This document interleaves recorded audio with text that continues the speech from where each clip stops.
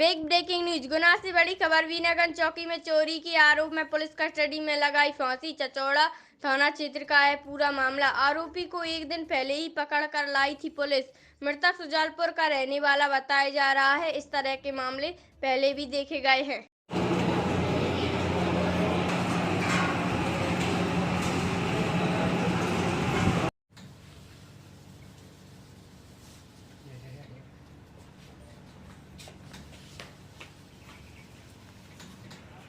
Mini migration के भी बच्चे हैं, जिनमें जवाहर नवोदय विद्यालय श्योपुर, भिंड, विदिशा, राजगढ़, अन्य जिलों के भी बच्चे कक्षा 12वीं में हैं और कक्षा 10वीं में जवाहर नवोदय विद्यालय गुना के ही बच्चे हैं। तो उनके एग्ज़ाम का कैसे क्या होगा? एग्ज़ाम तो अभी जो टेंटेटिव डेट है सीबीएसई की मार्च में 4 मार्च से शुरू होना है और 10 जून तक चलना है।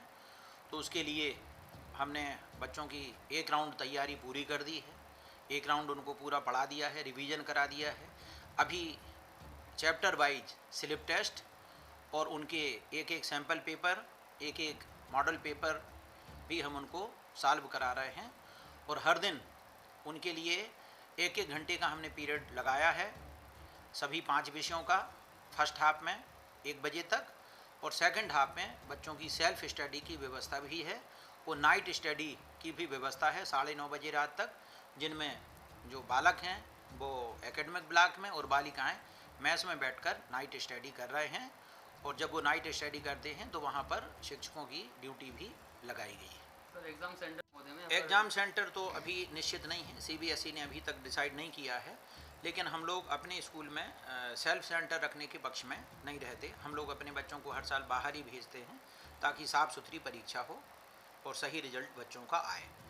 इसी के साथ जो बच्चे हमारे घर में बैठे हैं या और भी बच्चे जो सीबीएसई की परीक्षा में अपीयर हो रहे हैं, उनके लिए भी हमने कुछ टिप्स तैयार किए हैं, वो भी आपसे हम शेयर कर रहे हैं। सबसे पहले विद्यार्थियों को नवीनतम और जो रिवाइज्ड सिलेबस है सीबीएसई का, उस पर ध्यान देना है, उतना ही पढ़ना है। परीक्षा का पैटर्न भी चेंज हुआ है, उसको ध्यान में रखना है। मूल्यांकन की पद्धति भी चेंज हुई है, उसको भी ध्यान में रखना है। और इकाईवार, यूनिटवार और पाठ्यवार यानी अध्यायवार अंकों का जो वेटेज है, भार है कि किस चैप्टर से कितना आएगा, किस यूनिट से कितना आएगा, इसके मामले में भी बच्चों को जागरूक रहना है। इसके लिए सबसे पहले पढ़ना और समझना है। एनसीईआरटी की पुस्तकों को ध्यान से पढ़ लेना है।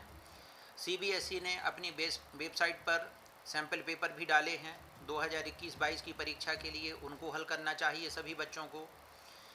प्रश्न बैंक और टेस्ट सीरीज को भी पूरा करना चाहिए। पाठ के अंत में भी जो प्रश्न दिए गए होते हैं, उनको भी सभी प्रश्नों को बच्चों को हल करना चाहिए और सरल से कठिन पाठ्यक्रम की ओर ध्यान देना चाहिए। दूसरी बात है, बोर्ड परीक्षा में उच्च प्रदर्शन हेतु अच्छी आदतों का विकास कैसे करें, उसके लिए मेरे सुझाव हैं कि पहले पाठ्य योजना तैयार कर लें, किस तरीके से पढ़ाई करना है और बारीकी से उसका पालन करें। दूसरा, समयबद्ध योजना बनाएं और उसका बिल्कुल अनुशासित तरीके से पालन हो। तीसरा है स्वपाठन यानी सेल्फ स्टडी के लिए पर्याप्त समय देना चाहिए और कक्षा या विद्यालय में जो भी पाठ बताए गए हैं उनका अभ्यास करना चाहिए। लंबे समय तक अगर बच्चा पढ़ाई करना चाहता है तो बीच में उसे आधा घंटे का विराम भी देना चाहिए ताकि उसके दिमाग को आराम मिले और अगली पढ़ाई के लिए फिर से उसके अंदर ऊर्जा आ सके। जी सर, यहाँ पे पर डे चेक होता है, थर्मल स्क्रीनिंग डेली होती है, पल्स रेट चेक डेली होता है और ज़रूरत पड़ने पे बच्चों को जो प्रॉब्लम होती है उनके अकॉर्डिंग उनको ट्रीट किया जाता है। और ब्लड प्रेशर वगैरह? ब्लड प्रेशर भी सर, जिन बच्चों को ज़रूरत होती है, जिनको वीकनेस फील हो रही है या चक्कर वगैरह कुछ ऐसा हो रहा है, उन बच्चों का ब्लड प्रेशर चेक करते हैं।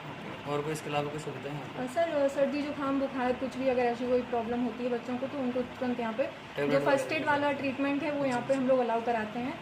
और यहाँ पे सर डॉक्टर विजिट भी होता है, डॉक्टर अपॉइंट किए गए हैं, वो वीक में 2 बार आते हैं, विजिट करते हैं। उनके अकॉर्डिंग ही हम लोग सारे प्रोटोकॉल फॉलो करते हैं सर।